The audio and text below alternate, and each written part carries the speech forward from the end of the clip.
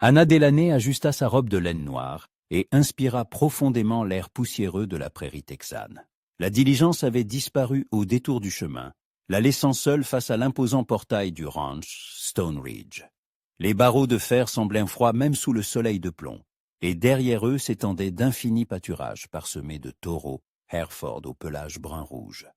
Son cœur battait si fort qu'elle craignait que même les oiseaux planant haut dans le ciel sans nuages ne l'entendent. 3 années de recherche l'avaient menée ici, au cœur même des terres de l'homme qu'elle était censée haïr de toutes les fibres de son être. Carter Stone, un nom que sa mère avait murmuré dans son délire avant de mourir, alors que la tuberculose lui consumait les poumons. « Il a volé notre terre, Anna.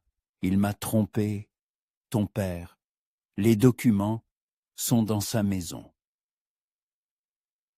Anna serra sa serviette en cuir contenant de fausses lettres de recommandation.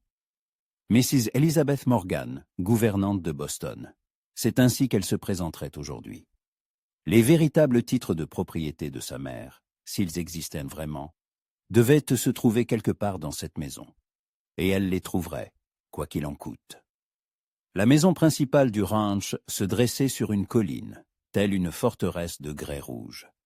Sur 2 étages, avec une large véranda qui ceignait toute la façade, elle dégageait la confiance tranquille d'une richesse accumulée sur des générations. Des colonnes sculptées soutenaient un auvent sous lequel 2 femmes se balançaient dans des fauteuils à bascule.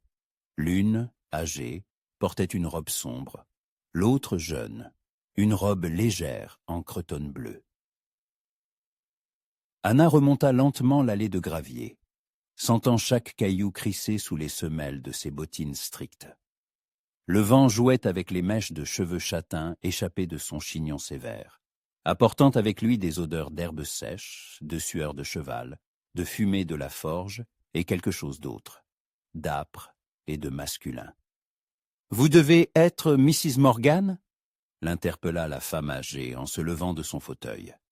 Ses cheveux gris étaient soigneusement coiffés en un chignon, et son visage sévère exprimait une curiosité contenue. « Oui, c'est moi. » Anna s'efforça de donner à sa voix un ton calme et professionnel. « Elizabeth Morgan, Mr. Stone m'attend. Il est aux écuries avec les talons. Cette maudite bête refuse encore de se laisser approcher. » La femme âgée s'essuya les mains sur son tablier. « Je suis Martha, l'intendante. Et voici ma nièce, Suzy. Elle m'aide aux tâches pillage ménagères. » La jeune fille en robe bleue sourit timidement et hocha la tête.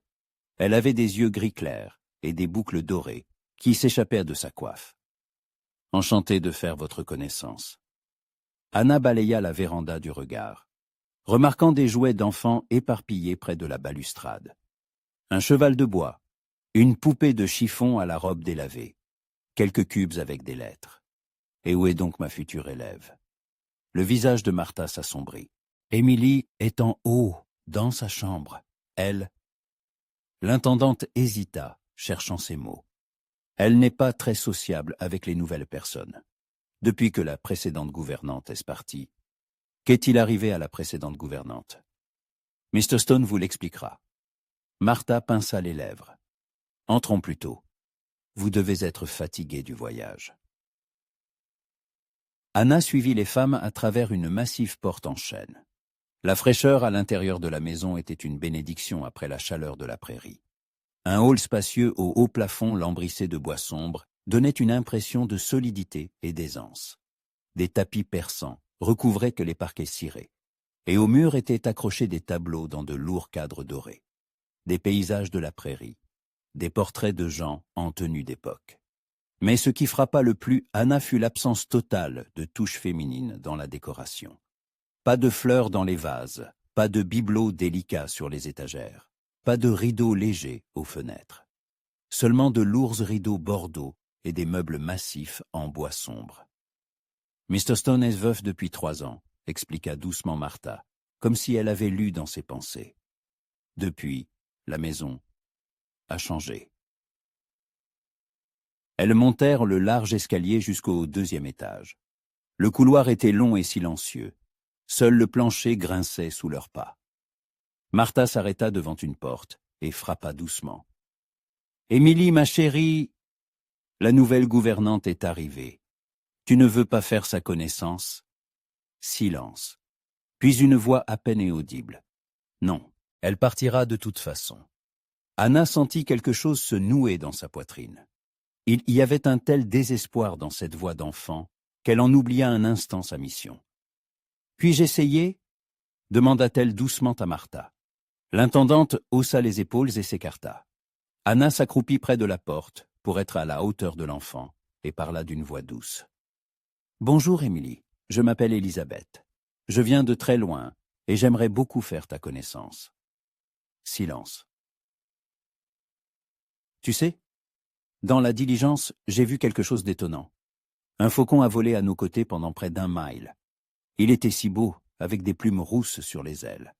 C'était comme s'il m'escortait jusqu'à ta maison. »« C'était un Milan royal, » répondit une petite voix de l'autre côté de la porte. « Les faucons ne volent pas à côté des diligences. » Anna sourit. La fillette était intelligente. « Tu as raison. C'était donc un Milan royal. Sais-tu ce qu'il mange? Des souris, et des serpents, et des charognes. » La voix se fit un peu plus forte. « Papa dit que ce sont des oiseaux utiles. Ton père est un homme très intelligent. Et toi, tu aimes observer les oiseaux ?» On entendit un bruissement comme si l'enfant s'était approché de la porte. « Oui. J'ai un livre avec des images. Mais il y a certains oiseaux dont je n'arrive pas à lire le nom. Les lettres sont compliquées. Veux-tu que je t'aide à lire ces mots compliqués? J'aime beaucoup les livres sur les oiseaux. » Une longue pause, puis le verrou cliqueta et la porte s'entr'ouvrit lentement. Dans l'entrebâillement apparut un œil gris, encadré de cils sombres. « Vous ne partirez pas, c'est vrai ?» Anna sentit son cœur se serrer douloureusement. Cette question était celle d'une enfant qui avait déjà perdu trop de gens. « Je ferai de mon mieux pour rester le plus longtemps possible, » répondit-elle honnêtement. La porte s'ouvrit davantage, et Anna vit une fillette de 7 ou 8 ans, au visage sérieux et aux cheveux sombres tressés en 2 nattes. Elle portait une simple robe marron, visiblement pas à sa taille, trop longue et drap trop large. « Je m'appelle Emily Roststone », se présenta solennellement la fillette. « Et vous ?»« Elizabeth Morgan, très heureuse de vous rencontrer, Miss Stone. » Emily gloussa, visiblement amusée par le titre de Miss. « Tu me montres ton livre sur les oiseaux ?» demanda Anna. La fillette hocha la tête et disparut dans la chambre. Anna jeta un regard à Martha, qui observait la scène avec étonnement. C'est la première fois en 6 mois qu'elle parle à quelqu'un aussi vite, avoua doucement l'intendante. D'habitude, elle se cache dans sa chambre pendant des jours.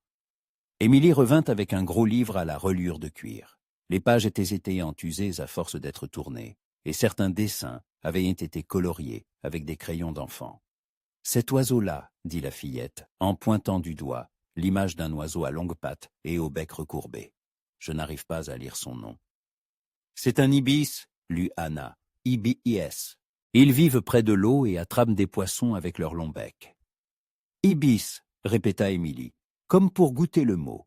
« Et celui-ci » Elles étaient ainsi absorbées par les images qu'elles n'entendirent pas les pas lourds qui résonnaient dans le couloir. Anna leva la tête et se figea. Au bout du couloir se tenait un homme, et même dans la pénombre, on voyait qu'il était grand et large d'épaules. Il portait des jambières en cuir, une chemise blanche aux manches retroussées et un gilet. Son chapeau était à la main et ses cheveux sombres étaient ébouriffés par le vent. Mais ce qui frappa le plus Anna, ce furent ses yeux, gris comme un ciel d'orage et tout aussi impénétrables. Carter Stone, l'homme qu'elle était venue voler. Il s'approcha lentement, et Anna sentit sa présence de tout son être. Une odeur de cuir, de chevaux et d'autres choses émanait de lui. Une eau de Cologne âpre et du savon. Quand il s'arrêta enfin près d'elle, Anna dut lever la tête pour le regarder en face. « Papa !» Émilie se précipita vers lui, et l'expression sévère de son visage s'adoucit instantanément. Il souleva sa fille dans ses bras d'un mouvement aisé. « Salut, princesse, comment ça va ?» Miss Elizabeth m'a montré comment lire les mots difficiles. Regarde, cet oiseau s'appelle un ibis. Carter tourna son regard vers Anna et elle sentit sa respiration se couper sous cette intense observation. Il étudiait son visage avec une telle attention qu'on aurait dit qu'il cherchait à déchiffrer quelque chose d'important. « Mr. Stone », dit-elle en se relevant et en époussetant sa jupe. « Je suis Elizabeth Morgan. »« Oui, je me souviens de notre correspondance. » Sa voix était profonde et légèrement rauque. « Bienvenue à Stone Ridge, Mrs. Morgan. » Il tendit la main pour la saluer, et lorsque leurs doigts se touchèrent, Anna ressentit quelque chose de semblable à une décharge électrique. Sa paume était rude, calleuse, chaude et forte.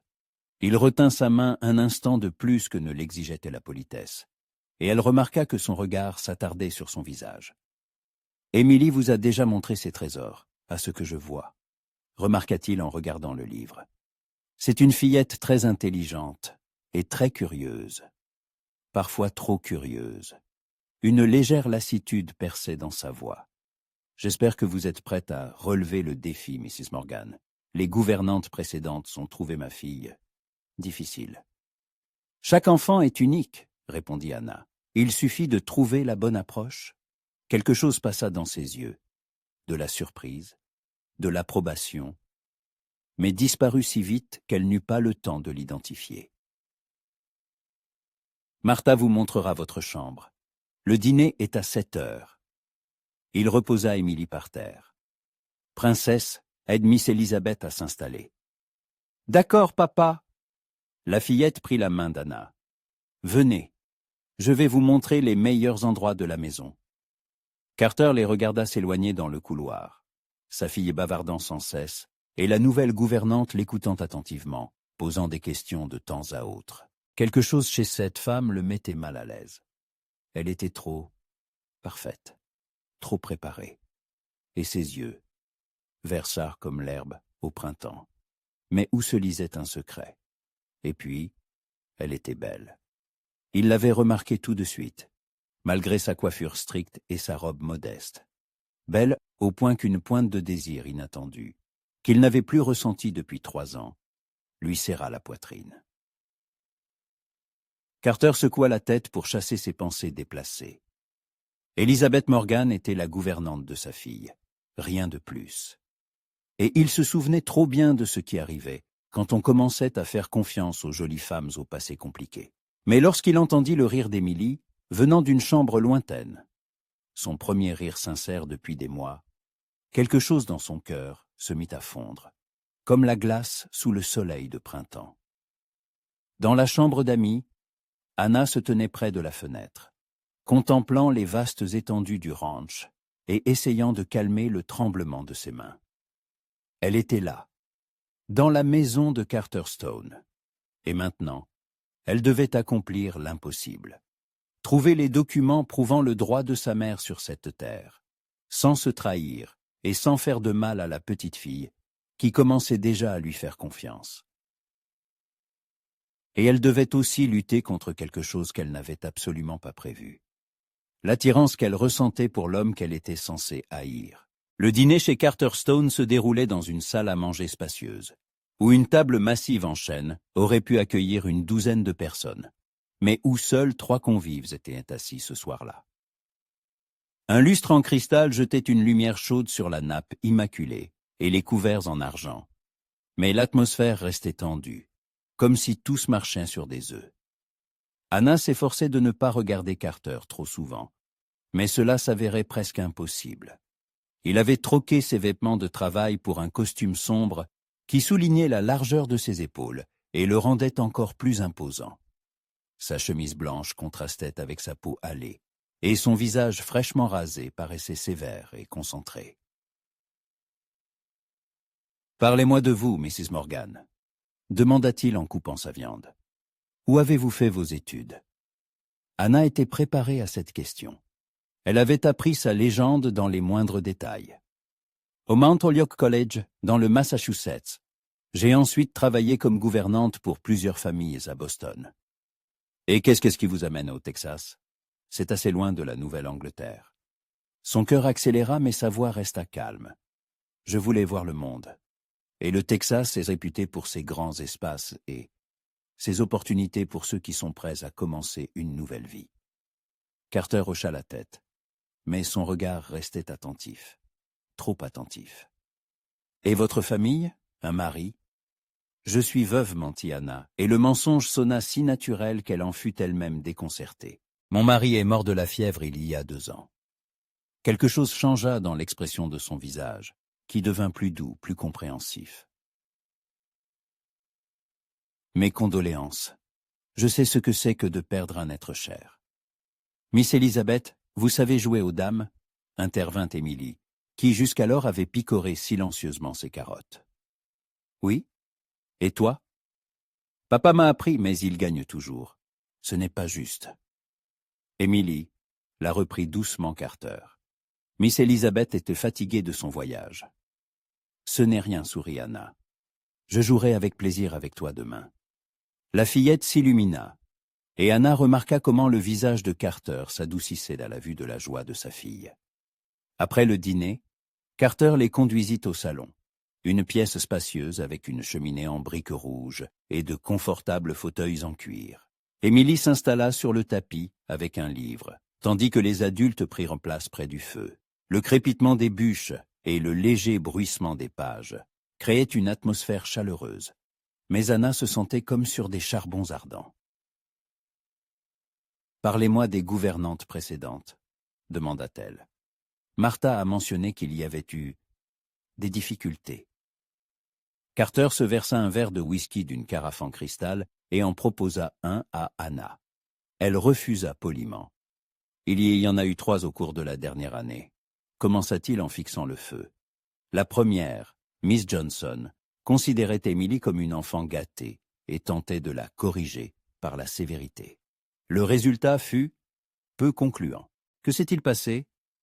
Émilie s'est enfermée dans sa chambre pendant 2 jours et a refusé de sortir, même pour manger. Il but une gorgée de whisky. La deuxième, Mrs. Clark, était trop douce. Émilie la menait par le bout du nez. Et la troisième, il se tut, et dans le silence, on entendit le vent gémir dans la cheminée. La troisième, Miss Haywood a décidé que ses fonctions incluaient non seulement l'éducation de ma fille, mais aussi la consolation du maître de maison veuf. Anna sentit ses joues s'empourprer.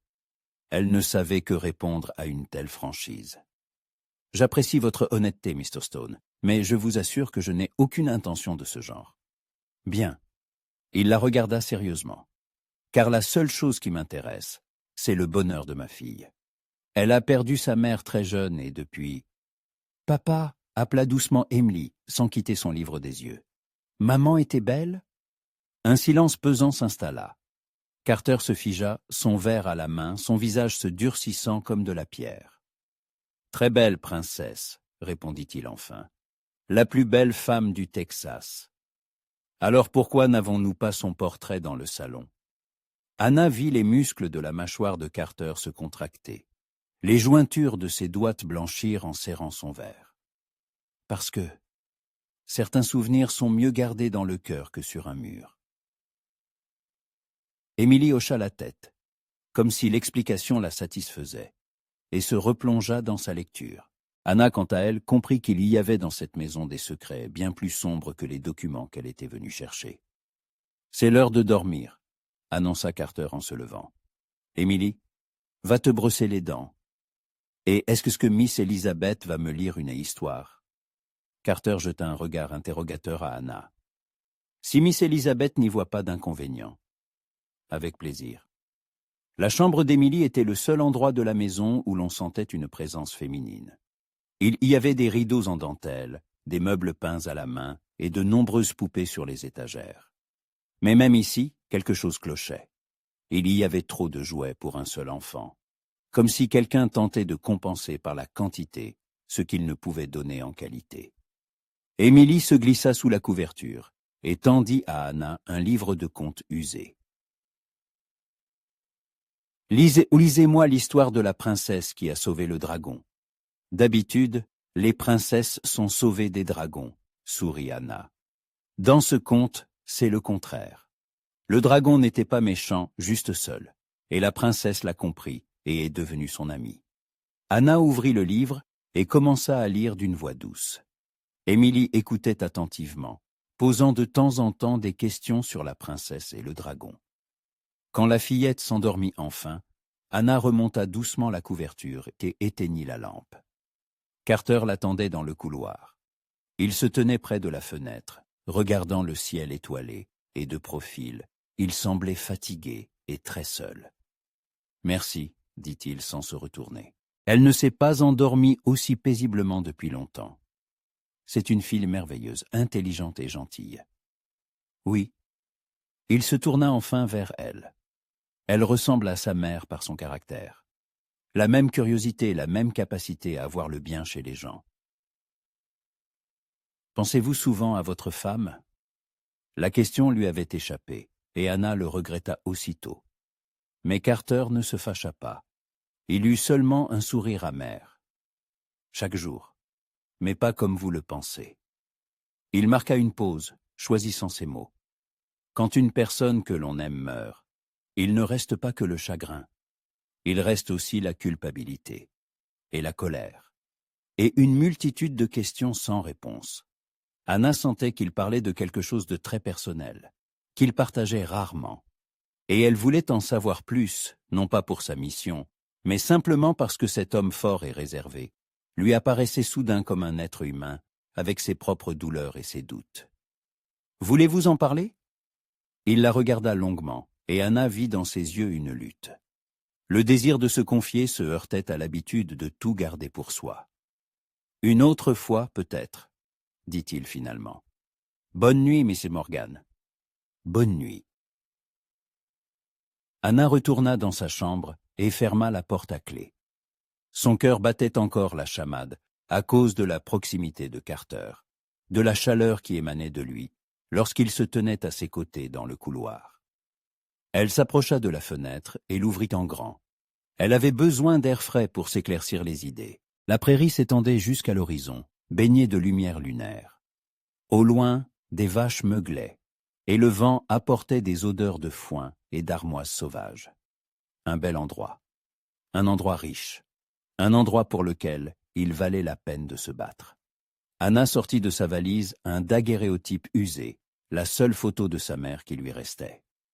Une jeune femme aux yeux tristes et au sourire doux la regardait depuis le cliché jauni. Isabelle Delaney était belle, non pas d'une beauté éclatante, mais d'une beauté calme et touchante. Le genre de beauté qui donnait aux hommes l'envie de protéger et de prendre soin. « Ne te laisse pas charmer par lui, » dit-elle mentalement à sa mère. « Souviens-toi pourquoi tu es ici. » Mais quand elle ferma les yeux, l'image de Carter s'imposa à elle. Son visage sérieux en voyant sa fille endormie, son rire amer en parlant de sa femme, ses mains fortes et son regard chaleureux. Anna secoua la tête et commença à défaire ses bagages. Demain, le vrai travail commencerait. Elle étudierait la maison, trouverait le bureau de Carter, déterminerait où le coffre-fort contenant les documents pouvait se trouver, et elle se tiendrait à l'écart du maître des lieux. Il était trop attirant, et elle ne pouvait pas se permettre d'oublier son objectif. Mais lorsqu'elle se coucha enfin, le sommeil ne vint pas. Des bribes de conversation tournaient dans sa tête, des souvenirs du contact de sa main, de la façon dont il regardait sa fille endormie, et aussi la voix enfantine d'Émilie, posant des questions sur une belle maman qui n'était plus là. Quelque part dans la maison, une lame de plancher grinça, et Anna se figea tendant l'oreille. Des pas, lents et lourds, passèrent dans le couloir devant sa porte. Carter ne dormait pas. Il errait dans la maison, pensant probablement à ses propres affaires, luttant contre ses propres démons. Anna tendit la main vers la poignée de la porte, désireuse de sortir, de le trouver, de lui parler. Mais au dernier moment, elle se ravisa. Elle n'avait pas le droit de consoler cet homme. Elle n'avait pas le droit de compatir ou de ressentir pour lui autre chose qu'une politesse professionnelle. Car demain, elle commencerait à fouiller sa maison à la recherche de preuves de sa culpabilité. Et si elle les trouvait, Elle détruirait sa vie aussi impitoyablement qu'il avait autrefois détruit celle de sa mère. Les pas s'éteignirent quelque part en bas, et Anna ferma enfin les yeux. Mais le sommeil, quand il vint, apporta avec lui des rêves étranges, des prairies et des cow-boys, une petite fille qui sauvait des dragons, et un homme aux yeux gris qui la regardait comme s'il pouvait lire au plus profond de son âme. En bas, dans son bureau, Carter Stone se tenait près de la fenêtre, un verre de whisky à moitié vide à la main, pensant à la femme qui était arrivée dans sa maison cet après-midi. Quelque chose en elle le dérangeait. Pas son apparence, bien qu'elle fût belle à sa manière, ni ses manières, qui étaient impeccables. Quelque chose d'autre, quelque chose dans ses yeux. Il se tourna vers son bureau, où reposaient les documents du ranch, et son regard tomba sur le tiroir verrouillé en bas. Là, parmi d'autres papiers, se trouvaient les actes d'achat des terres des Delaney, 20 ans plus tôt. La transaction avait été honnête. Il avait payé le plein prix au vieil homme qui voulait vendre sa parcelle et déménager en ville. Mais parfois, la nuit, Carter se souvenait des dernières paroles de Patrick Delaney. « Prends soin de cette terre, mon garçon. Elle m'a coûté cher, et elle devra coûter cher à celui qui viendra après moi. » À l'époque, ces mots qui lui avaient semblé n'être que la sentimentalité d'un vieil homme. Maintenant, ils sonnaient presque comme une prophétie. Carter ferma son bureau à clé et monta dans sa chambre. Demain serait un autre jour, et la nouvelle gouvernante commencerait à travailler avec Emily. Peut-être que cette fois, cela fonctionnerait. Peut-être que sa fille cesserait enfin d'être si renfermée et si triste. Ou peut-être qu'Elizabeth Morgan apporterait dans leur maison quelque chose de plus que de simples leçons et des livres. Quelque chose qu'il n'osait pas espérer et qu'il avait peur de s'avouer. Mais une chose était sûre. Demain, tout changerait. Et le temps dirait si c'était pour le meilleur ou pour le pire. Le matin dans la prairie texane commençait avec le lever du soleil, un disque de cuivre à l'horizon infini, peignant le ciel de nuances d'or et de rose. Anna fut réveillée par les bruits du ranch qui s'éveillaient. Le hennissement des chevaux, le meuglement du bétail, les voix des cow-boys partant pour la tournée matinale des pâturages. Elle s'habilla rapidement d'une robe grise stricte et descendit. Le petit déjeuner était déjà servi dans la salle à manger. Martha s'affairait près du buffet, disposant des assiettes d'œufs, de bacon et de biscuits fraîchement cuits. « Bonjour, Missy Morgan », la salua l'intendante. « Avez-vous bien dormi? La chambre est confortable. »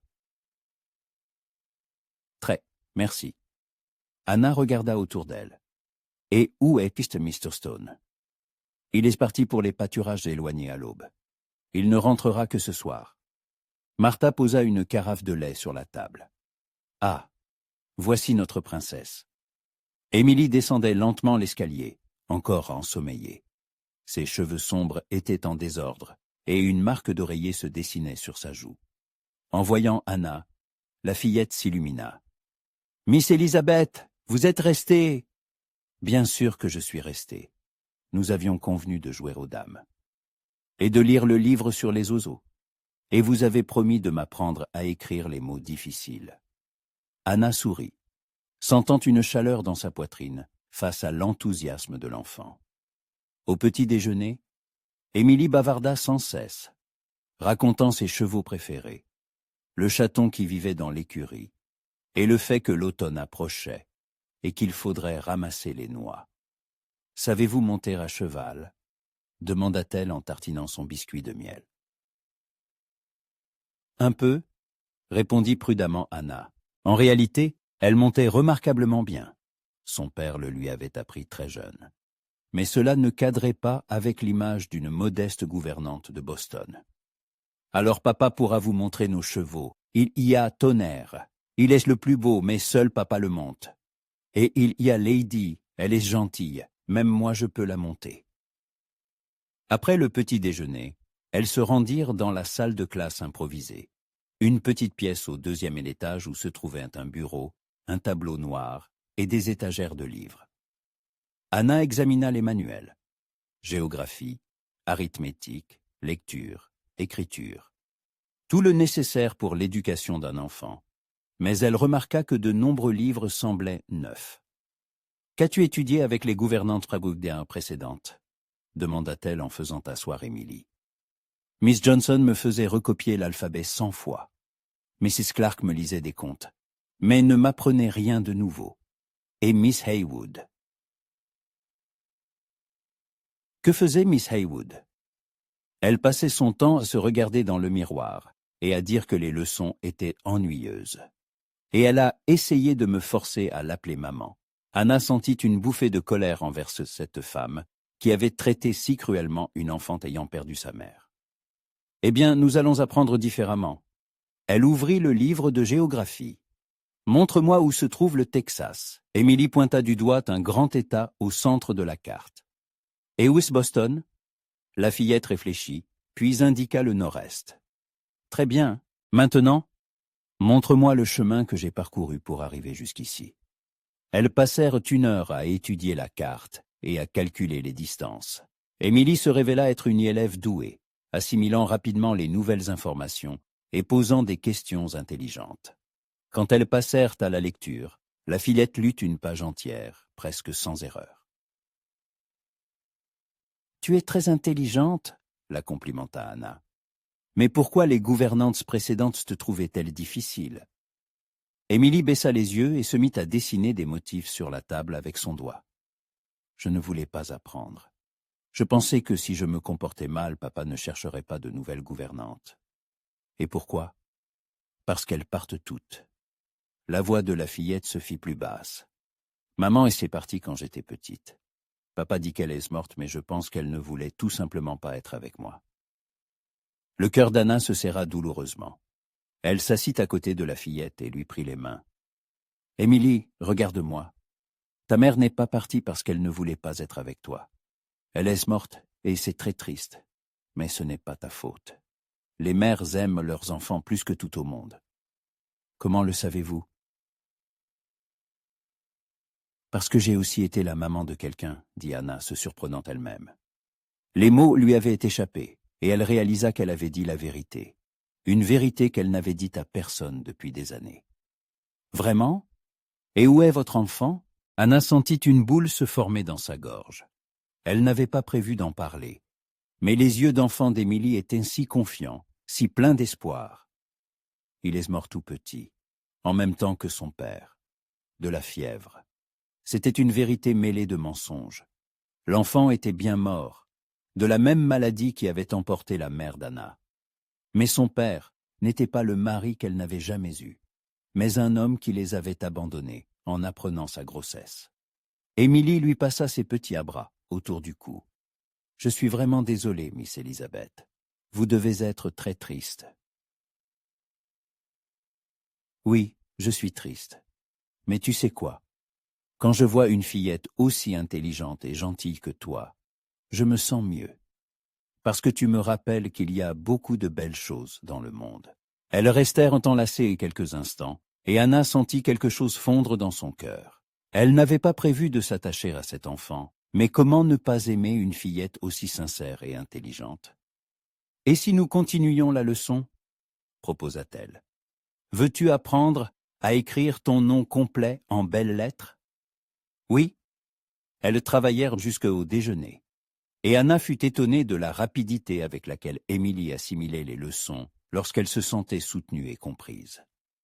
Après le déjeuner, pendant que la fillette jouait dans le jardin, Anna décida d'explorer la maison.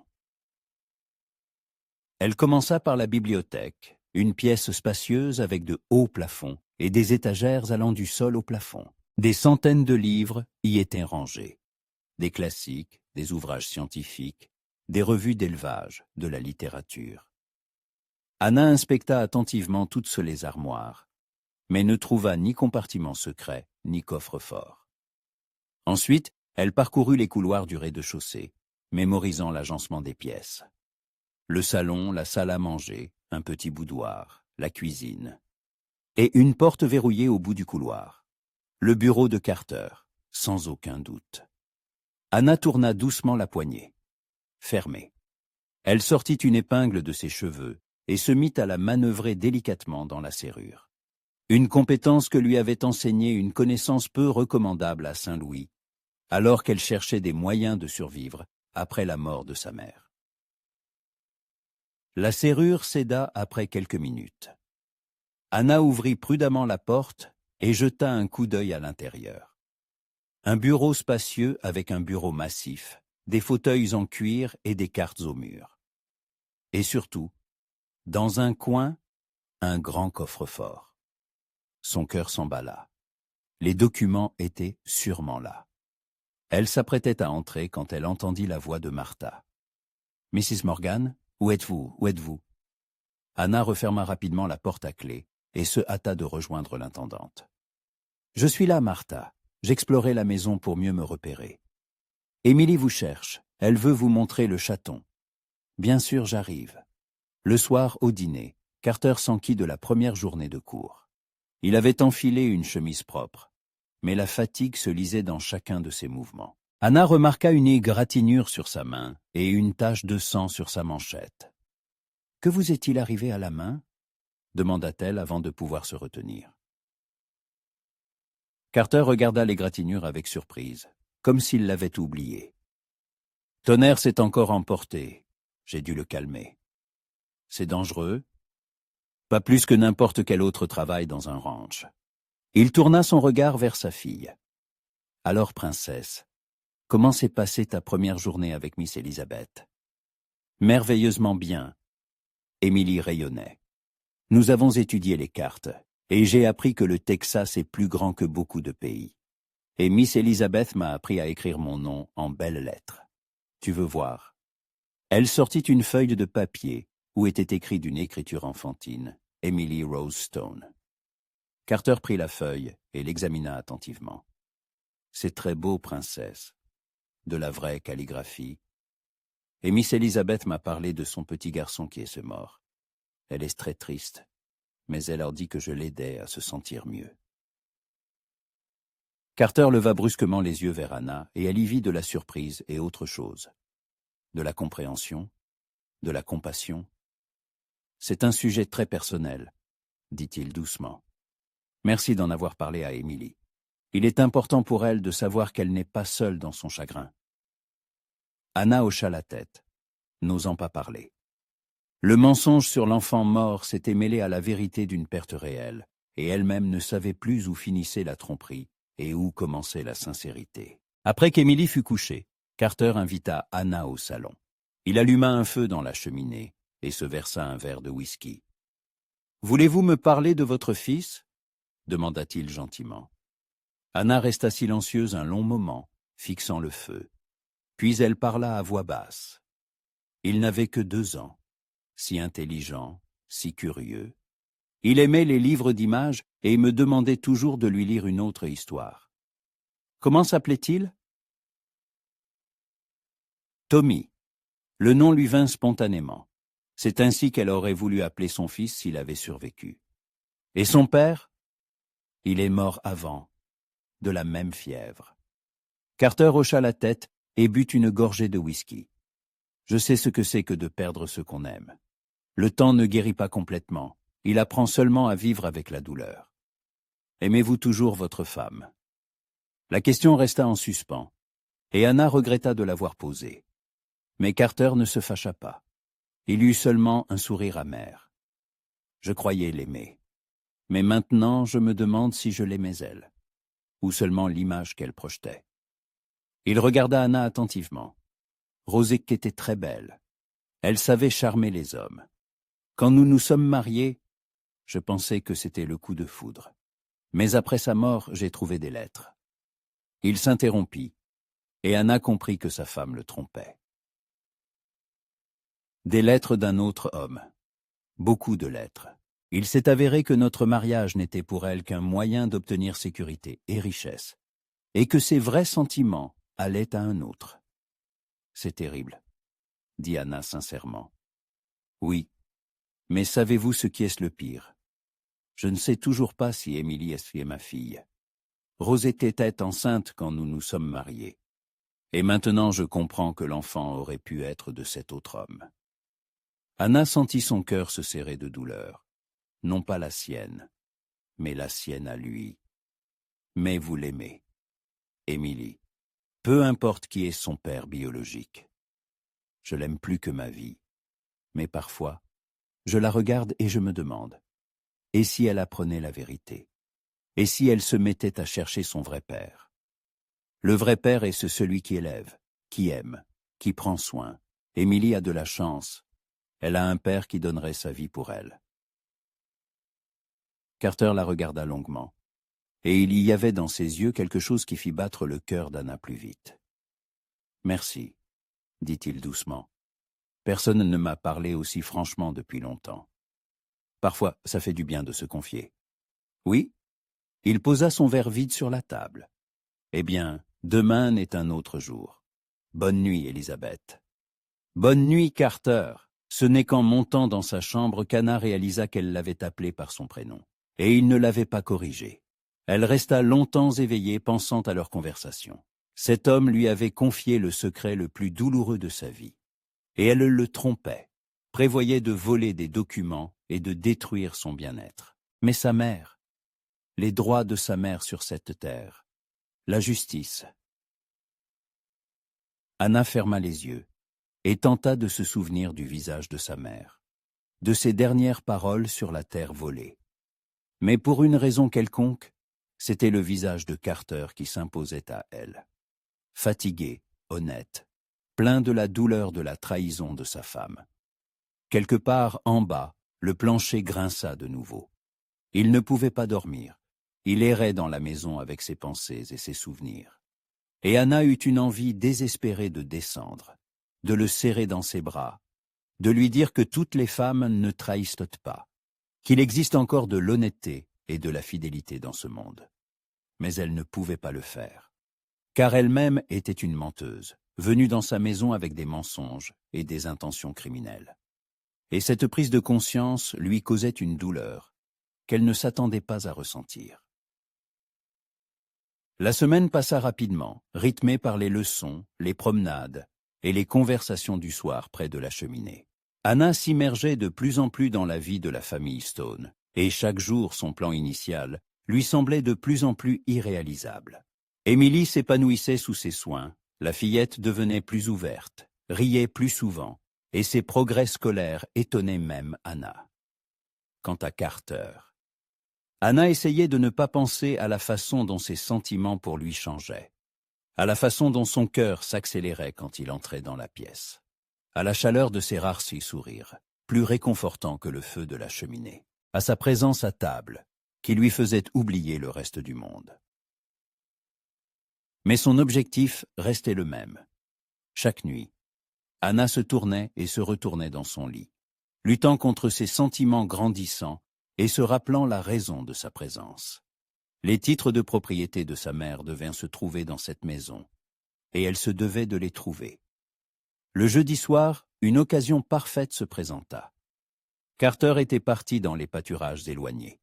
Une vache mettait bas avec des complications, et il était allé aider le vétérinaire. Émilie s'était endormie tôt après une longue promenade, et Martha était partie chez une voisine malade pour toute la nuit. Anna attendit minuit et descendit prudemment dans le bureau de Carter. La serrure céda sans grande difficulté, grâce à une compétence acquise auprès d'une connaissance peu recommandable à Saint-Louis, alors qu'elle cherchait à survivre après la mort de sa mère. Le bureau était plongé dans la pénombre. Seule la lumière de la lune filtrait par les grandes fenêtres, projetant des ombres étranges sur le sol. Anna alluma une petite lampe à pétrole et commença ses recherches.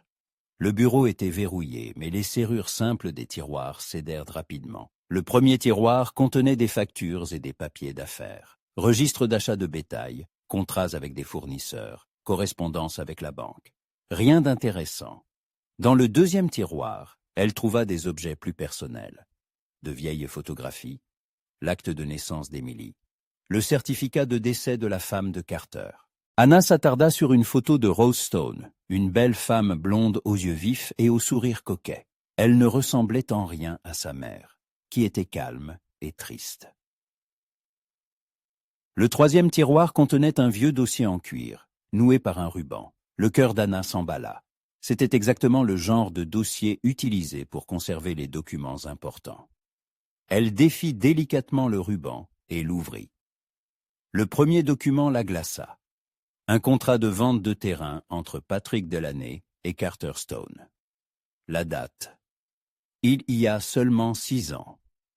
Mais le plus terrible était le montant indiqué, une somme dérisoire, 10 à 10 fois inférieure à la valeur réelle du terrain. Sa mère avait donc raison. Carter avait bien trompé son grand-père, profitant de sa vieillesse et de sa maladie. Les mains tremblantes, Anna tourna les pages suivantes. Des documents d'enregistrement de propriété, des relevés bancaires, une correspondance avec des avocats, et au milieu de tout cela, une lettre qui lui coupa le souffle de rage. C'était une lettre du médecin qui soignait Patrick Delaney. Le docteur écrivait à Carter que le vieil homme était gravement malade, qu'il souffrait de confusion mentale et n'était pas toujours conscient de ses actes. La lettre était datée de la veille de la signature du contrat de vente. « Vous saviez donc, » murmura Anna en serrant la lettre dans son poing. « Vous saviez que grand-père n'avait pas toute sa tête, et vous l'avez quand même forcé à vendre sa terre pour une bouchée de pain. »« Que je savais quoi ?» La voix de Carter résonna juste derrière elle. Anna se retourna brusquement et le vit dans l'embrasure de la porte. Il portait ses vêtements de travail, de la boue sur ses bottes, son chapeau à la main. Il venait manifestement de rentrer des pâturages. Son visage était calme, mais ses yeux exprimaient la douleur d'un homme à nouveau trahi. « Que faites-vous ici, Elisabeth ?» demanda-t-il doucement. « Ou n'est-ce pas votre vrai nom ?» Anna se redressa, les documents à la main. Le jeu était terminé. Il ne lui restait plus qu'à perdre avec dignité. « Je m'appelle Anna Delaney. Je suis la petite-fille de Patrick Delaney et la fille d'Isabelle Delaney. » Carter ferma la porte du bureau et s'y adossa. Aucune surprise ne se lisait sur son visage. Il se doutait donc déjà de quelque chose. « La fille d'Isabelle, » répéta-t-il. « Je comprends maintenant pourquoi vous me sembliez familière. Vous avez ses yeux. Vous connaissiez ma mère ? Je l'ai rencontrée plusieurs fois lorsqu'elle venait voir son père. Une femme belle et bonne. » Il s'approcha, et Anna vit de la tristesse dans ses yeux. Dommage qu'elle soit morte si jeune. « Elle est morte dans la misère, » s'emporta Anna. « Dans une chambre froide, sans argent pour les médicaments, parce que vous avez volé son héritage. » « Volé ? » Ne faites pas semblant. Elle brandit les documents. Voici les preuves. Vous avez acheté la terre de mon grand-père pour une somme ridicule, en sachant qu'il était malade et inconscient de ses actes. Carter tendit la main en silence, et Anna lui remit les documents. Il les examina attentivement, s'attardant sur la lettre du médecin. Et sur cette base, vous avez décidé que j'étais un escroc ? N'est-ce pas le cas ? Un homme honnête achète-t-il la terre d'un vieil homme malade pour 1/10 de sa valeur ? Carter se dirigea vers le coffre-fort, composa la combinaison et en sortit un autre dossier, bien plus épais que le premier. Avant de me juger, regardez ceci. Anna ouvrit le dossier et eut le souffle coupé. Le premier document était un reçu signé de la main de Patrick Delaney. La somme était 10 fois supérieure à celle indiquée dans le contrat de vente. Je ne comprends pas. Votre grand-père m'a demandé d'indiquer une somme inférieure dans le contrat officiel pour éviter les impôts élevés, expliqua Carter. J'ai payé le vrai prix séparément, en espèces. Voici les reçus. Anna parcourait fiévreusement les documents. Il y avait effectivement des reçus pour des sommes importantes, remises à Patrick Delaney sur plusieurs mois. Le total dépassait la valeur marchande du terrain. Mais la lettre du médecin... Le docteur Milner parlait de perte de mémoire temporaire, comme en ont toutes les personnes âgées. Mais dans l'ensemble, votre grand-père était sain d'esprit jusqu'à sa mort. Carter sortit un autre document. Voici sa dernière lettre, écrite 1 semaine avant sa mort. Anna lut la lettre, rédigée d'une main ferme. Cher Carter, je te remercie pour ton honnêteté et ta droiture. Tu as payé plus que ce que je demandais, et je suis tranquille pour l'avenir de ma fille. L'argent est à la banque à son nom, comme nous en avions convenu. Prends soin de la terre, elle te portera bonheur. Ton ami, Patrick. Il a laissé de l'argent pour ma mère, murmura Anna. Oui, sur un compte à la banque de Saint-Louis. J'ai essayé pendant des années de retrouver Isabelle pour l'en informer. Mais elle semblait s'être volatilisée. Anna s'effondra dans un fauteuil, sentant le monde qu'elle avait bâti sur la haine et la vengeance s'écrouler. Mais alors, pourquoi ma mère est-elle morte dans la misère? Pourquoi vous a-t-elle accusé de nos malheurs? Carter s'assit en face d'elle, et sa voix était empreinte d'une sincère compassion. Je pense que quelqu'un l'a trompée. Peut-être que des employés de la banque se sont appropriés l'argent en réalisant que l'héritière ne se manifestait pas. Ou peut-être que des créanciers lui ont menti pour la forcer à renoncer à ses droits. Cela arrivait souvent à l'époque. Alors, vous n'êtes pas responsable de la mort de ma mère? Si, je le suis, dit doucement Carter. Mais pas comme vous le pensez. Je suis coupable de ne pas l'avoir retrouvée plus tôt, de ne pas avoir insisté dans mes recherches. Si j'avais été plus persévérant, mais vous avez essayé de nous retrouver? Chaque année, j'engageais des détectives. Je publiais des annonces dans les journaux. J'offrais une récompense pour toute information. Il sortit un épais dossier. Voici les rapports des détectives, la correspondance, les annonces. J'ai dépensé des milliers de dollars pour retrouver la famille de l'année. Anna parcourait les documents, sentant tout se bousculer en elle. Cet homme les avait vraiment cherchés. Pendant des années, il avait dépensé de l'argent et du temps pour restituer ce qu'il considérait comme ne lui appartenant pas. Mais pourquoi? Demanda-t-elle. Pourquoi nous chercher si la terre vous appartenait légalement? Carter se leva et s'approcha de la fenêtre, contemplant les pâturages baignés de lune. Parce que votre grand-père était comme un père pour moi. Il m'a tout appris sur l'élevage. Il partageait son expérience, me donnait des conseils, et surtout il me faisait confiance. Sa dernière volonté était que je prenne soin de sa fille et de ses petits-enfants. Et vous vouliez accomplir sa volonté? Je le veux toujours. Il se tourna vers elle. Anna, cette terre vous appartient de droit. Je suis prête à vous la rendre, avec la maison et tout ce qui s'y trouve. Mais à une condition. Le cœur d'Anna s'emballa. Laquelle? Laissez-moi rester. Moi et Émilie. Pas comme des propriétaires, mais comme une famille. Je sais que je n'ai pas le droit de demander cela après tout ce qui s'est passé. Mais... Carter, l'interrompit Anna. Je ne veux pas vous prendre cette terre. Quoi? Je suis venu ici avec de la haine, pensant que vous étiez mon ennemi. Mais maintenant, je connais la vérité. Vous êtes un homme honnête qui a essayé de bien faire. Et moi, sa voix se brisa. Je vous ai trompé. Je me suis introduite chez vous sous un faux nom. J'ai laissé votre fille s'attacher à moi, alors que je prévoyais de disparaître dès que j'aurais obtenu ce que je voulais. Mais maintenant, tout a changé? Anna plongea son regard dans ses yeux gris et n'y vit pas de colère, mais de la compréhension. Et autre chose, quelque chose qui fit battre son cœur à tout rompre. Oui, murmura-t-elle. Maintenant, tout a changé. Carter fit un pas vers elle, puis un autre. Anna, ce que je ressens pour vous, ça n'a pas commencé aujourd'hui. Dès le premier jour où vous êtes apparue dans cette maison, j'ai senti une connexion. Pas seulement parce que vous ressemblez à votre mère, même si cela compte aussi, mais parce que vous êtes spécial. Je vous ai menti. Oui, mais votre affection pour Émilie était sincère. Votre gentillesse, votre patience, tout cela était vrai. Et ce qui se passe entre nous maintenant est également vrai.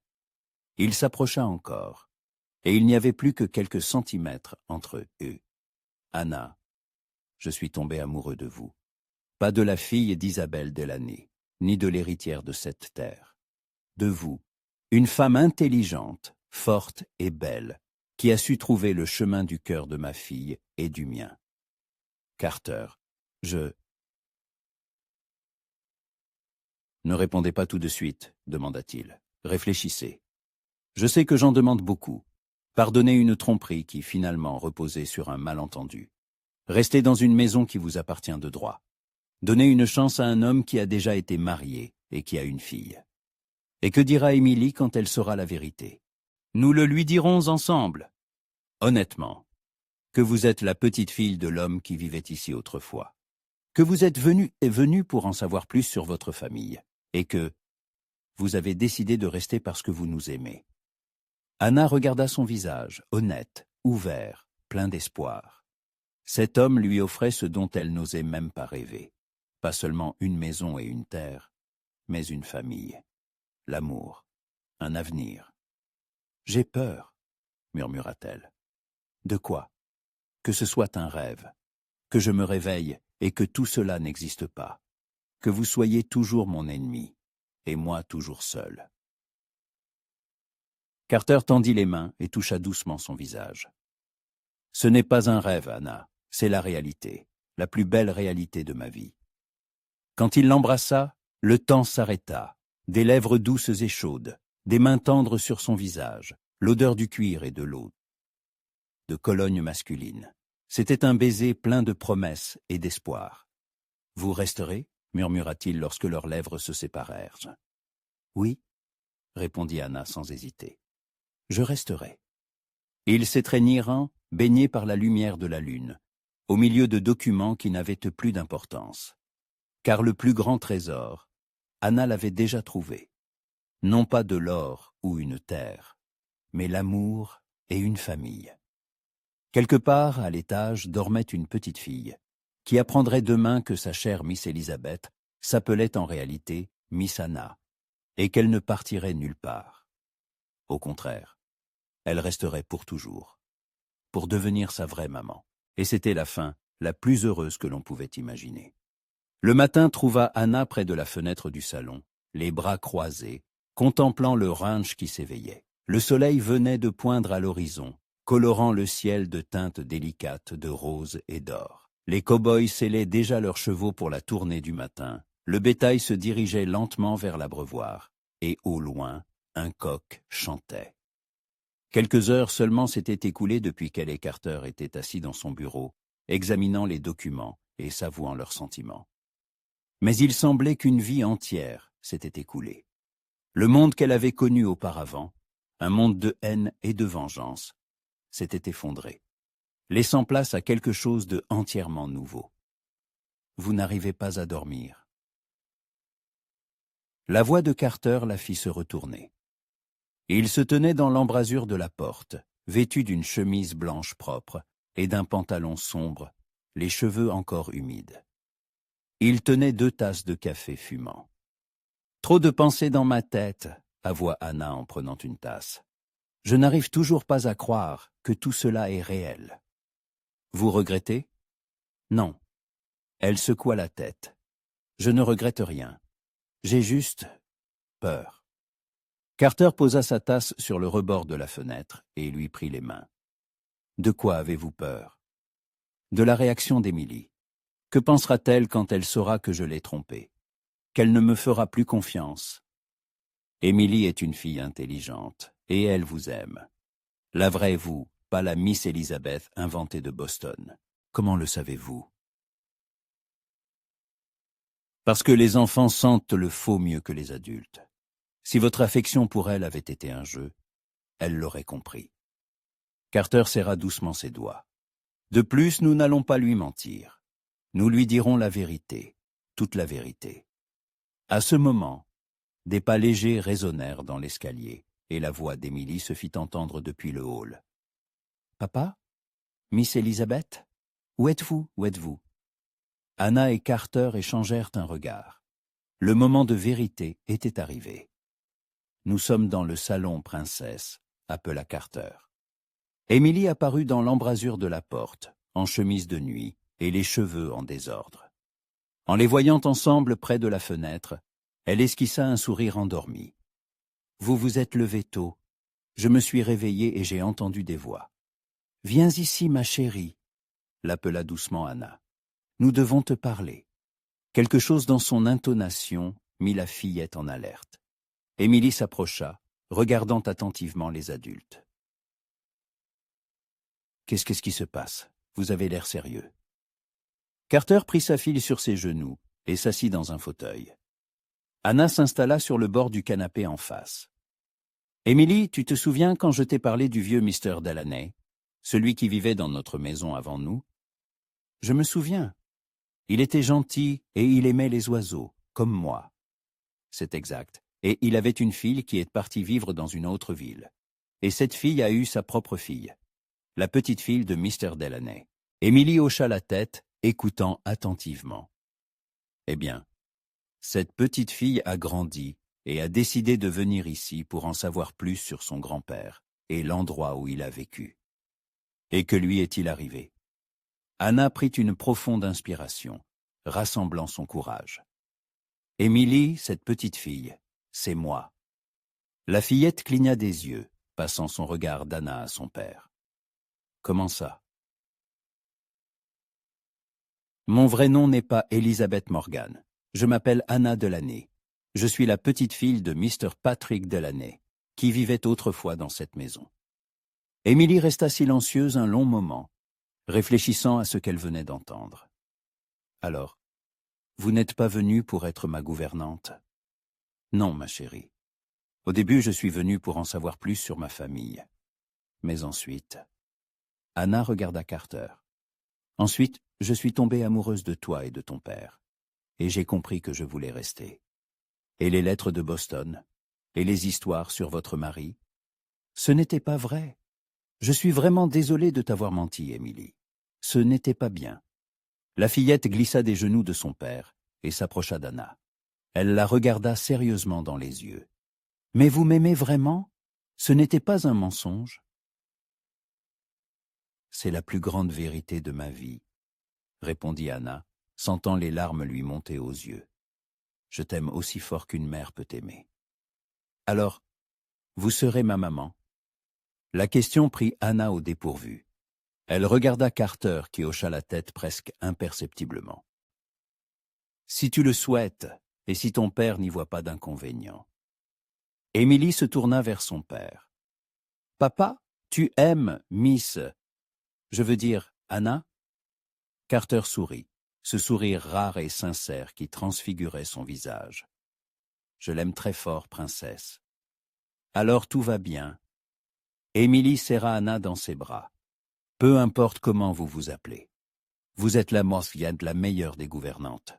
Et vous serez la meilleure des mamans. » Anna sentit les larmes couler sur ses joues, des larmes de soulagement, de joie et d'une gratitude infinie envers le destin pour cette fillette si sage et si bonne. « Mais j'ai une condition, » dit sérieusement Émilie. « Laquelle ? » ?»« Je peux vous appeler simplement maman, et non Miss Anna. » Anna rit à travers ses larmes et serra fort la fillette dans ses bras. « Bien sûr que tu peux, ma chérie. Bien sûr. » Le petit déjeuner se déroula dans une atmosphère étonnamment légère. Émilie, comme si elle avait accepté la nouvelle réalité comme une évidence, bavardait sur ses projets pour la journée et posait à Anna une multitude de questions sur sa vraie vie. « Où habitiez-vous avant de venir ici ?»« À Saint-Louis, dans une petite chambre au-dessus d'un atelier de couture. »« Et pourquoi votre mère ne venait-elle pas voir son père ?» Cette question était plus délicate. Anna choisit ses mots avec soin. Elle pensait que son père était en colère contre elle. C'était un malentendu, mais elle n'a jamais su la vérité. Et maintenant, vous allez vivre avec nous pour toujours. Si vous ne me chassez pas, sourit Anna. Jamais, déclara résolument Émilie. N'est-ce pas, papa? C'est vrai, princesse. Anna fait maintenant partie de notre famille. Après le petit déjeuner, Carter proposa de montrer le ranch à Anna, vraiment, non pas comme une invitée, mais comme la future maîtresse des lieux. Maîtresse des lieux, répéta-t-elle. La terre vous appartient de droit, lui rappela-t-il. Mais j'espère qu'après notre mariage, nous gérerons le ranch ensemble. Le mot mariage fit s'arrêter le cœur d'Anna, puis le fit battre plus vite. Tout se passait si rapidement qu'elle avait à peine le temps de réaliser. Ils traversèrent les écuries, où Carter lui montra les chevaux, des lourds chevaux de traite aux élégants chevaux de selle. Tonnerre, son étalon personnel, était en effet un animal impressionnant. d'un noir de jais, avec des yeux intelligents et un caractère fougueux. Il ne laisse personne l'approcher, à part moi, expliqua Carter en caressant le museau du cheval. Mais avec vous, ce sera peut-être différent. Pourquoi? Les chevaux sentent le caractère des gens, et vous avez un bon caractère. Anna tendit prudemment la main vers Tonnerre. Le cheval renifla, mais la laissa toucher son encolure. Vous voyez, ils vous acceptent. Ensuite, ils firent le tour des pâturages, où paissaient des centaines de têtes de bétail. Carter expliquait les subtilités de l'élevage, montrait les meilleurs taureaux reproducteurs, parlait de ses projets d'agrandissement du troupeau. Anna écoutait attentivement, essayant de comprendre ce que signifiait la gestion d'une telle exploitation. C'est une énorme responsabilité, remarqua-t-elle. Oui, mais aussi une immense joie. Voir le troupeau grandir, le ranch prospérer, ton travail porter ses fruits. Carter s'arrêta sur une colline d'où l'on voyait tout le domaine.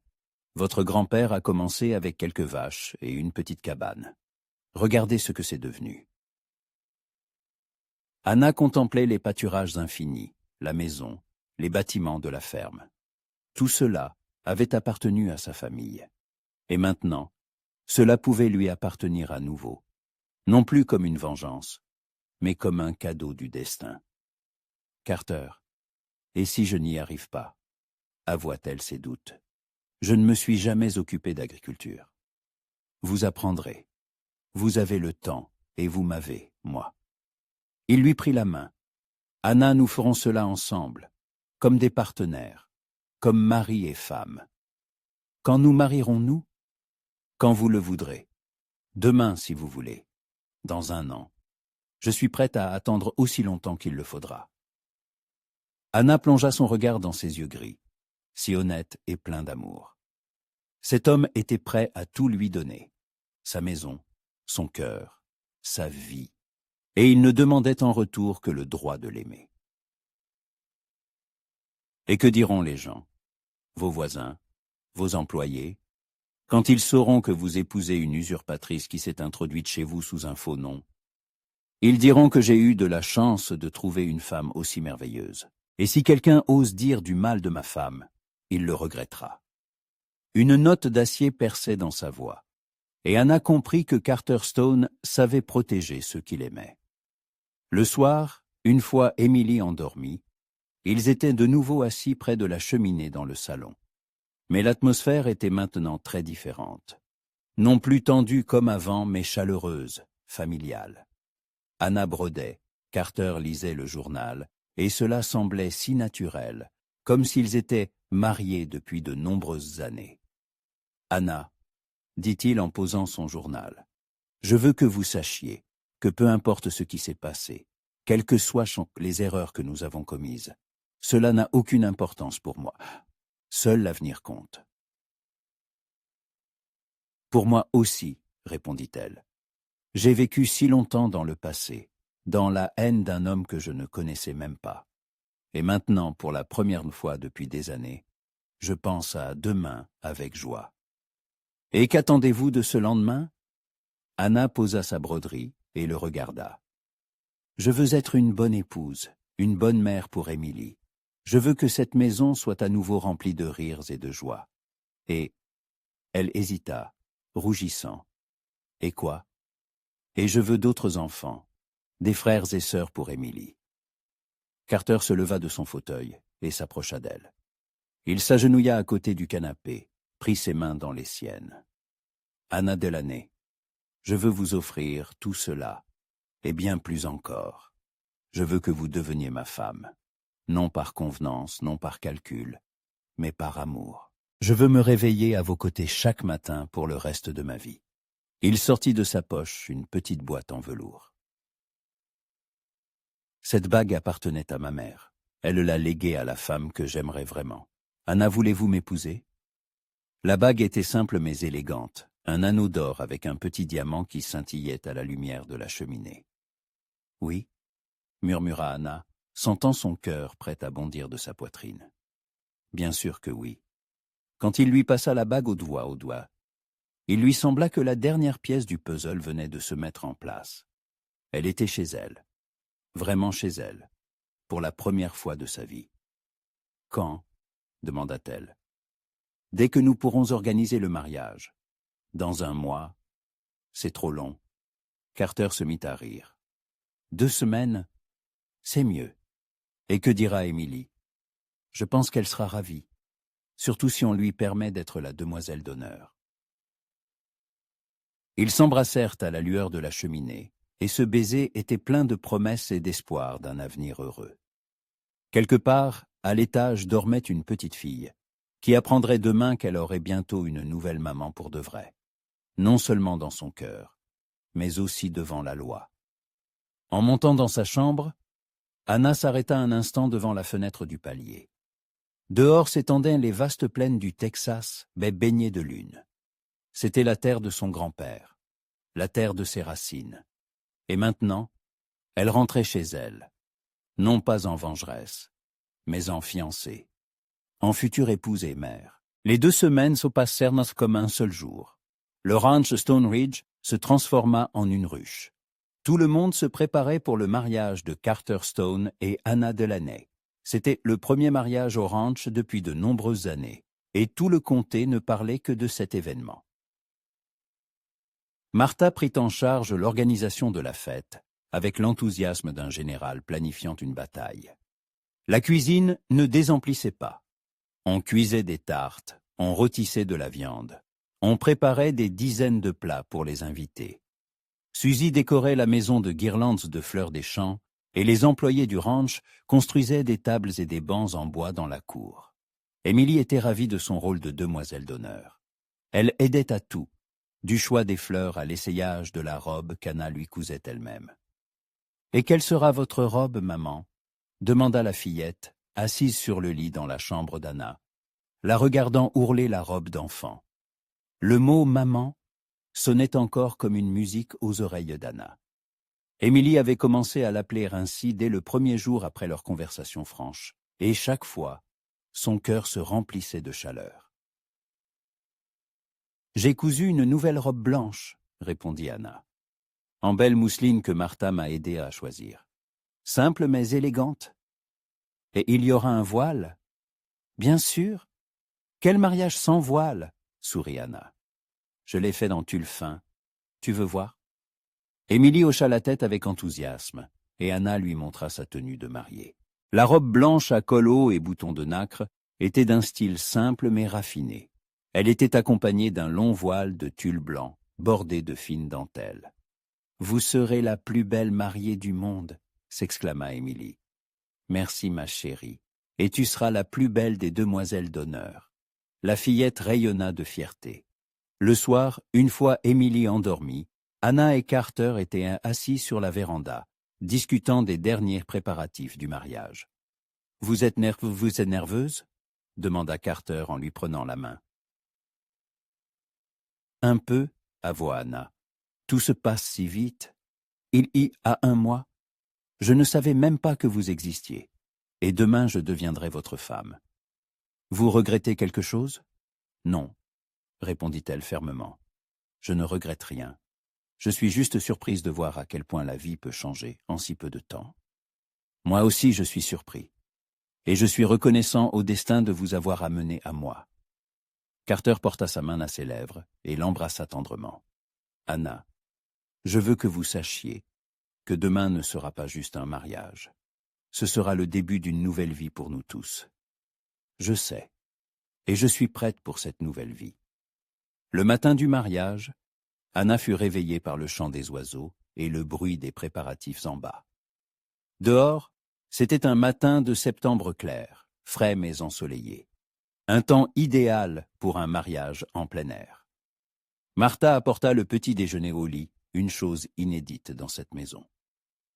« La mariée doit garder ses forces, » déclara l'intendante. « La journée sera longue. » Après le petit déjeuner, les préparatifs de la cérémonie commencèrent. Suzy aida Anna à se coiffer, arrangeant ses cheveux châtains en un chignon élégant et laissant quelques boucles encadrer son visage. Émilie tournait autour d'elle, donnant des conseils et tendant des épingles. Maman, vous êtes nerveuse demanda la fillette. Un peu, avoua Anna. Et toi? Je suis très heureuse. Maintenant, j'aurai une vraie famille complète. Tu avais déjà une famille. Papa t'aime beaucoup. Oui, mais maintenant, elle est complète. Papa, maman et moi. Et peut-être que bientôt, j'aurai des petits frères et des petites sœurs. Anna rougit. Peut-être, ma chérie, si Dieu le veut. Quand vint le moment d'enfiler la robe, Anna craignit qu'elle ne soit pas aussi belle qu'elle l'aurait souhaité. Mais en se regardant dans le miroir, elle vit qu'elle était exactement comme elle l'avait rêvé. La simple robe blanche soulignait sa silhouette élancée, et le voile ajoutait une touche de solennité. « Vous êtes magnifique, » dit Martha les larmes aux yeux.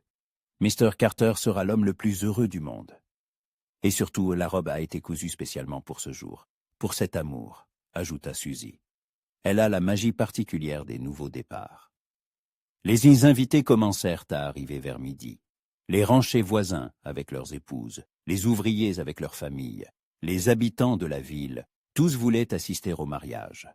Dans la cour, de longues tables étaient dressées, chargées de nourriture. La musique jouait, et les enfants couraient entre les adultes. Le pasteur Williams, un homme aimable aux cheveux gris qui avait baptisé Emily, était venu de la ville spécialement pour la cérémonie. Il s'installa sous un grand chêne où une arche improvisée de fleurs et de branches avait été érigée. « Prête, Miss Anna ?» demanda Jake McFarlane, un rancher voisin qui avait accepté de conduire la mariée à l'hôtel. Anna jeta un dernier regard dans le miroir. Une femme en robe blanche, aux yeux brillants et au sourire heureux, la regardait. Difficile de croire qu'un mois plus tôt, elle était rongée par la haine et la vengeance. « Prête ?» répondit-elle. Émilie, ravissante dans une nouvelle robe rose avec un petit bouquet de fleurs des champs, marchait devant, jetant des pétales de rose. Anna la suivait au bras de Jake, sentant tous les regards tournés vers elle. Mais elle ne voyait qu'un seul homme, Carter qui se tenait sous le chêne dans un costume sombre, une chemise blanche et une cravate. Ses cheveux étaient soigneusement peignés, mais une mèche rebelle tombait sur son front. Quand leurs regards se croisèrent, il sourit, ce sourire rare et ouvert, qui transfigurait tout son visage. « Chers amis, » commença le pasteur Williams quand Anna se tint à côté de Carter. « Nous sommes réunis ici pour être témoins de l'union de deux cœurs aimants. Carter et Anna, êtes-vous prêts à échanger vos vœux ?»« Nous le sommes, » répondirent-ils à l'unisson. Carter répétait après moi. « Moi. Carter Stone, je te prends, Anna Delaney, pour épouse. Je promets de t'aimer, de te chérir et de te protéger tous les jours de ma vie, dans la joie et dans la peine, dans la richesse et dans la pauvreté, dans la maladie et dans la santé, jusqu'à ce que la mort nous sépare. » Sa voix était ferme et assurée, et ses yeux brillaient d'un tel amour qu'Anna en eut le souffle coupé. Anna, répétez après moi. Moi, Anna Delaney, je te prends, Carter Stone, pour époux. Je promets de t'aimer, de te soutenir et de t'être fidèle tous les jours de ma vie, de partager avec toi la joie et le chagrin, d'être ta compagne et ton aide, jusqu'à ce que la mort nous sépare. Lorsqu'ils échangèrent les alliances, de simples anneaux d'or que Carter avait commandés en ville, le pasteur déclara solennellement: « Par le pouvoir qui m'est conféré par Dieu et par la loi de l'État du Texas, je vous déclare mari et femme. Carter, vous pouvez embrasser la mariée. » Le baiser fut tendre et chaste, approprié pour une cérémonie publique. Mais il contenait tout l'amour et toute la passion qu'ils ressentaient l'un pour l'autre. Les invités éclatèrent en applaudissements et en félicitations. Émilie se précipita vers eux, enlaçant à la fois son père et sa nouvelle mère. « Maintenant, nous sommes une vraie famille », s'exclama-t-elle. La fête se poursuivit jusque tard dans la nuit. On mangea, on but, on dansa au son du violon et de l'harmonica. Anna tourbillonnait dans une valse avec son mari, et il lui semblait qu'elle flottait au-dessus du sol. « Heureuse ?» demanda Carter en la serrant plus fort. Plus que jamais dans ma vie, répondit-elle. Et vous, je pensais que le bonheur n'existait que dans les contes de fées. Maintenant, je comprends que je me trompais. Carter, dit Anna alors qu'il tourbillonnait sous le ciel étoilé, je veux que vous sachiez que cette robe est spéciale pour moi. Je l'ai cousue en pensant à notre amour, à notre avenir. Chaque point contient une parcelle de mon cœur. Et c'est la plus belle robe que j'ai jamais vue, répondit-il, parce qu'elle est portée par la plus belle femme du monde, ma femme. Lorsque le dernier invité fut parti et qu'Émilie s'endormit, épuisée par la fête, les jeunes mariés se retrouvèrent enfin seuls. Ils étaient assis sur la véranda, écoutant les bruits nocturnes de la prairie et savourant le silence après une journée bruyante. « Vous savez à quoi je pense ?» dit Anna, blottie contre son mari sur la balancelle. « À quoi ? À la façon étrange dont la vie est faite. Je suis venue ici, pleine de haine, prévoyant de me venger d'un homme que je considérais comme mon ennemi. Et j'ai trouvé l'amour, une famille, un foyer. Peut-être que c'était ainsi que les choses devaient se passer. Peut-être que votre mère et votre grand-père de l'au-delà ont tout arrangé pour vous amener à moi. Vous croyez à ce genre de choses?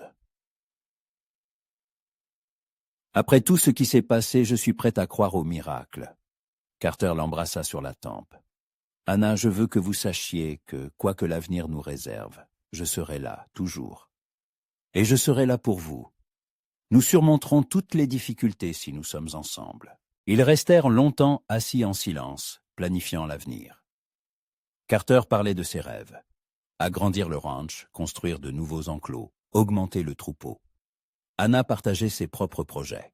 Créer une école pour les enfants des ouvriers, planter un grand jardin, peut-être élever des vaches laitières. « Et les enfants ?» demanda Carter. « Voulez-vous des enfants ?»« Énormément, » avoua Anna. « Je veux qu'Émilie ait des frères et sœurs. Je veux que cette maison soit à nouveau remplie de rires d'enfants. Alors nous ferons de notre mieux pour exaucer votre souhait, » sourit Carter. En montant dans leur chambre, désormais leur chambre commune, Anna s'arrêta un instant devant le portrait de Patrick Delaney, que Carter avait accroché à une place d'honneur dans le hall. « Merci, grand-père, » murmura-t-elle, « pour la terre, pour la maison, pour m'avoir conduite à Carter. » Puis elle prit la main de son mari, et ils montèrent vers leur nouvelle vie, qui commençait ce soir-là, leur première nuit de noces. Épilogue. 1 an plus tard, Anna se tenait à la même fenêtre du salon, mais elle tenait maintenant dans ses bras un petit garçon, Patrick Delaney Stone, nommé en l'honneur de son arrière-grand-père. Émilie jouait par terre avec des jouets en bois, courant de temps en temps vers sa mère pour embrasser son petit frère. « Comment vont mes dames ?» demanda Carter en entrant dans la pièce après sa journée de travail. « Merveilleusement bien, » sourit Anna. Patrick a souri pour la première fois aujourd'hui. Un vrai sourire, pas juste une grimace. « Vraiment ?» Carter prit son fils dans ses bras et se mit à lui parler d'une voix douce. Anna observait la scène et pensait à la perfection de leur vie. Le ranch prospérait, Émilie grandissait heureuse et en bonne santé, le petit Patrick était robuste et actif. Et surtout, l'amour entre elle et Carter grandissait et se renforçait chaque jour. « À quoi pensez-vous, ma femme ?» demanda-t-il remarquant son regard rêveur. « Au fait que parfois les meilleures choses de la vie arrivent quand on s'y attend le moins, » répondit Anna. « Je suis venue ici pour des titres de propriété, et j'ai trouvé l'amour de ma vie. Et moi aussi j'ai trouvé ce que je ne cherchais pas, » dit Carter en enlaçant sa femme de son bras libre. « J'ai trouvé la femme qui a fait de ma maison un vrai foyer, et de ma vie, une vie comblée. » Dehors. Les vastes prairies texanes s'étendaient sous un immense ciel couchant, et le vent apportait une odeur d'armoise et de liberté. La terre des Delaney appartenait de nouveau à une Delaney, mais cela n'avait plus d'importance. Ce qui comptait, c'est que sur cette terre avait grandi un amour qui durerait toute une vie et se transmettrait aux générations futures.